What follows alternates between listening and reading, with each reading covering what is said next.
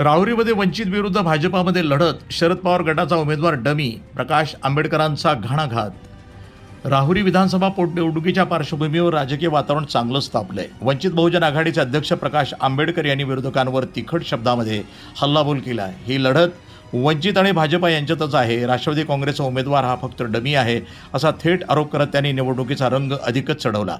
आंबेडकर म्हणाले, ज्येष्ठ नेते शरद पवार यांनीच प्राजक्त तनपुरे यांना उमेदवारी दिली नाही.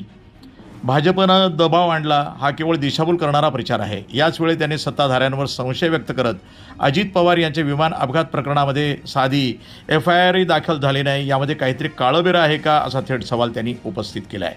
घराणेशाही वाढली तर लोकशाही संपते आणि हुकुमशाही सुरू होते, असा इशारा देत आंबेडकरांनी मतदारांना सावध राहण्याचं आवाहन केलं. तसंच मुस्लिम समाजाला 100% मतदान करण्याचं आवाहन करत त्यांनी निवडणुकीमध्ये मोठी उलथापालथ घडवण्याचा इशारा दिला.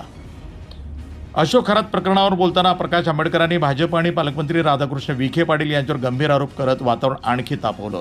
भोंदूगिरी आणि पारंपरिक व्यवसाय यामध्ये फरक आहे. आजच्या काळामध्ये काही जण अंधश्रद्धेच्या नावाखाली लोकांचे शोषण करत आहेत. अशा फसवणूक करणाऱ्यावर कठोर कारवाई झालीच पाहिजे, असं त्यांनी ठणकावलं. तसंच अशोक खरात हा नेमका कोणाचा नातेवाईक आहे हे विखे पाटलांनी जाहीर करावं, असं थेट आव्हान त्यांनी देत खरात यांच्या आर्थिक व्यवहारांची सखोल चौकशी करण्याची मागणीही केली. वृत्तसंपादन विभाग, न्यूज टुडे 24, राहुरी.